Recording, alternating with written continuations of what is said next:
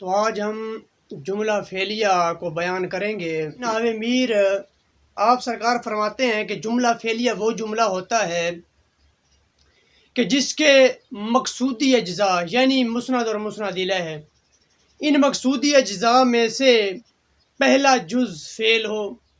فرماتے ہیں فعل کو مسند کہتے ہیں اور فاعل کو یا نائب فاعل کو مسند الیہ کہتے ہیں۔ تو ان صاحب نحو میر کی گفتگو سے ہمیں یہ معلوم ہوا کہ جملہ فعلیہ جو ہے وہ جملہ ہوتا ہے جس کا پہلا جز فعل ہو۔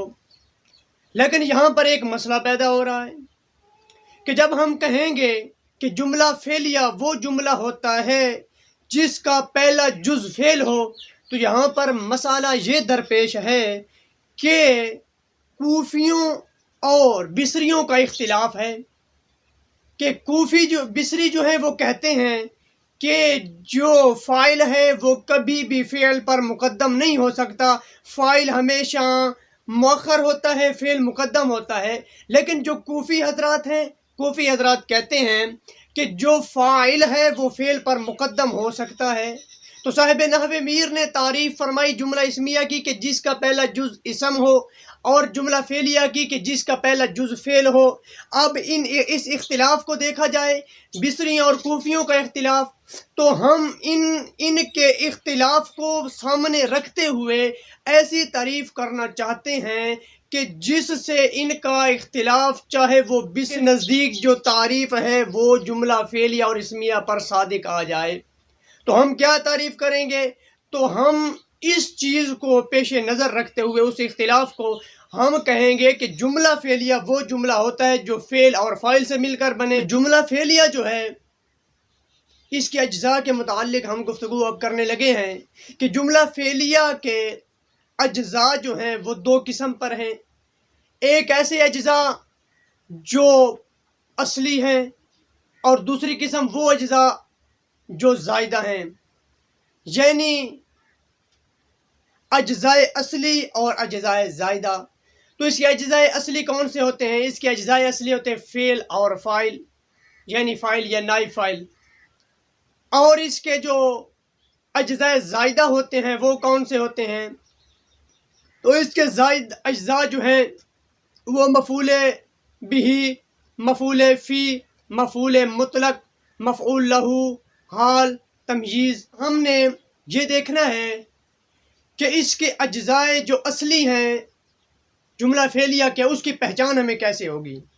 تو ہم نے جملہ فعلیہ کے اجزاء اصلی کو پہچاننا ہے تو سب سے پہلے ہمیں ایک چیز اپنے سامنے رکھنی ہوگی، ملحوظ ہونی چاہیے کہ فعل کی تین قسمیں ہیں۔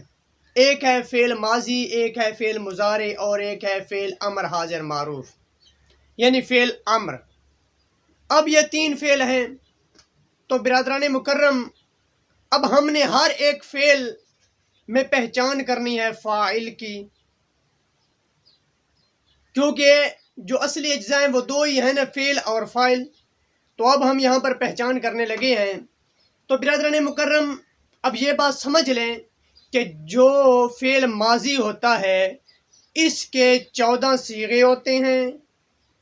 ان 14 صیغوں میں سے 2 صیغے ایسے ہوتے ہیں جن میں ضمیر مستتر ہوتی ہے، ضمیر بارز نہیں ہوتی، اور جو 12 صیغے ہیں ان میں ضمیر جو ہے وہ بارز ہوتی ہے۔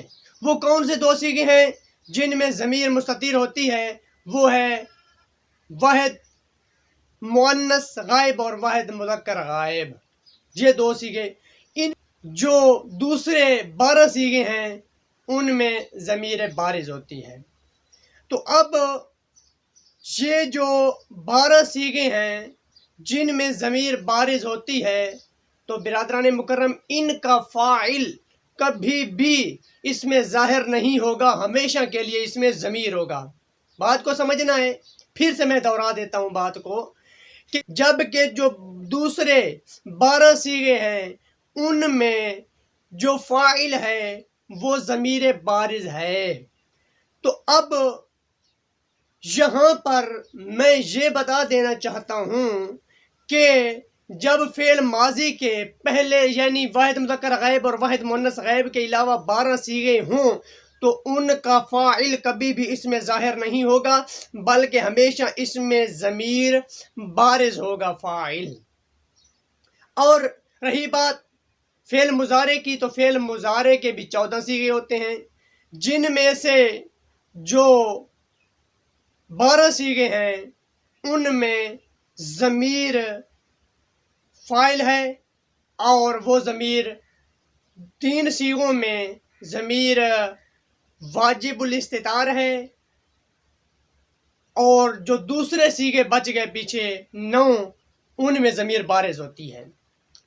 تو برادران مکرم یہاں پر بھی 12 صیغوں میں یعنی واحد مذکر غائب اور واحد مؤنث غائب کے علاوہ جو 12 صیغے ہیں ان میں بھی فاعل کبھی اس میں ظاہر نہیں ہوگا، اس میں ضمیر فاعل ہوگا۔ تو اب رہ گئے یہ 2 صیغے فعل ماضی اور فعل مضارع میں۔ کون سے 2 صیغے؟ واحد مذکر غائب اور واحد مؤنث غائب۔ ہم نے بتا دیا کہ جو 12 صیغے ہیں ماضی میں یا مضارع میں ان میں کبھی فاعل اس میں ظاہر نہیں ہوگا، اس میں ضمیر ہوگا، وہ وہی فعل میں ہی ہم نے تلاش کرنا ہے، علیحدہ ہمیں تلاش کرنے کی ضرورت نہیں ہے۔ تو اب یہ جو 2 صیغے رہ گئے ہیں واحد مؤنث غائب اور واحد مذکر غائب، ان 2 صیغوں میں ہم نے فاعل کیسے تلاش کرنا ہے؟ تو برادران مکرم اگر یہ 2 صیغے، اب بات کو سمجھنا ہے، اگر یہ 2 صیغے ابتدائے کلام میں آ جائیں تو اس وقت ان کا فاعل جو ہے وہ ظاہر ہوگا، اس میں ظاہر۔ تو اس کی مثال یہ ہے کہ ختم اللہ علی قلوبہم، اور اگر یہی 2 صیغے درمیانے کلام میں آ جائیں تو پھر ان کا فاعل جو ہے وہ ضمیر ہوگا، اس میں ظاہر نہیں ہوگا۔ تو ایسے 6 مقامات ہیں جہاں ان 2 صیغوں کا فاعل ضمیر ہوتا ہے۔ وہ کون سے ہیں؟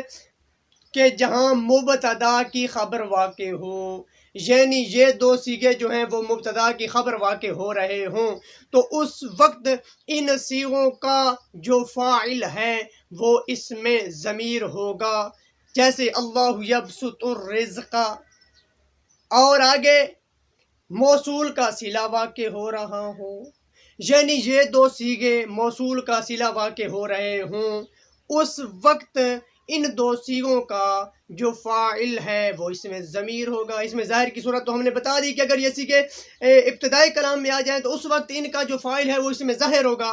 اب ہم بتا رہے ہیں کہ جب یہ درمیانے کلام میں آ جائے تو اس وقت 6 جگہ ایسی ہیں جہاں پر ان کا فاعل اس میں ضمیر ہوگا۔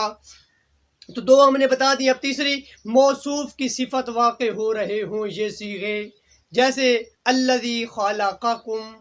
آگے تیسری جگہ ہے، چوتھی جگہ ذوالحال کے لیے حال واقع ہوں، یہ 2 صیغے ذوالحال کے لیے حال واقع ہوں تو اس وقت بھی ان صیغوں کا فاعل ضمیر ہوگا، جیسے تلک امۃ قد خلت۔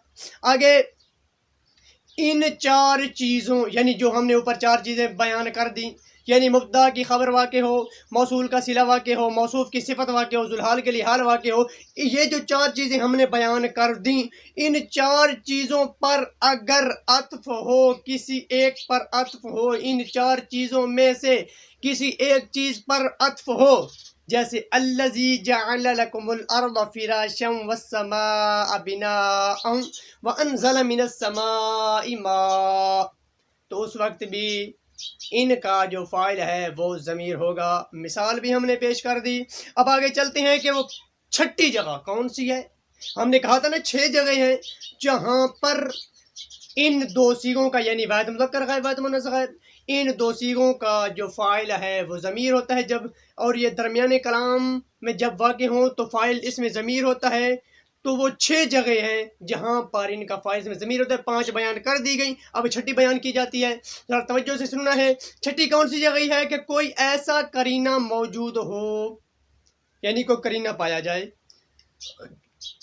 جو ماقبل میں مرجع کے موجود ہونے پر دلالت کرے۔ وہ کہتے ہیں کہ کوئی ایسا قرینہ پایا جائے کہ جو ماقبل میں جو ماقبل جملہ اس میں مرجع کے موجود ہونے پر دلالت کرے، قرینہ ایسا پایا جائے جو ماقبل مرجع کے موجود ہونے پر دلالت کرے تو اس وقت بھی ان صیغوں کا فاعل جو ہے وہ اس میں ضمیر ہوگا.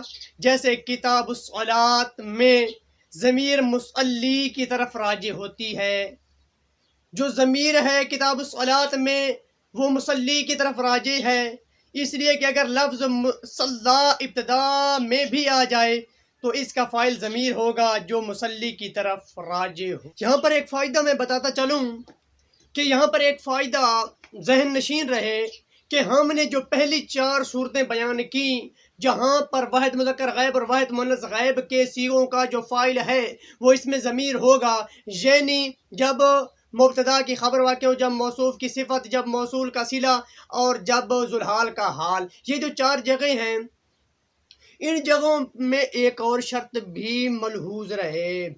وہ شرط کیا ہے؟ وہ شرط یہ ہے کہ جو ان کی طرف جو راجع ہونے والی ضمیر ہے وہ فاعل ضمیر ہو. اگر فاعل کے علاوہ کوئی اور ضمیر ان کی طرف راجع ہوئی تو پھر ان کا جو فاعل ہے وہ اس میں ضمیر نہیں ہوگا، اس میں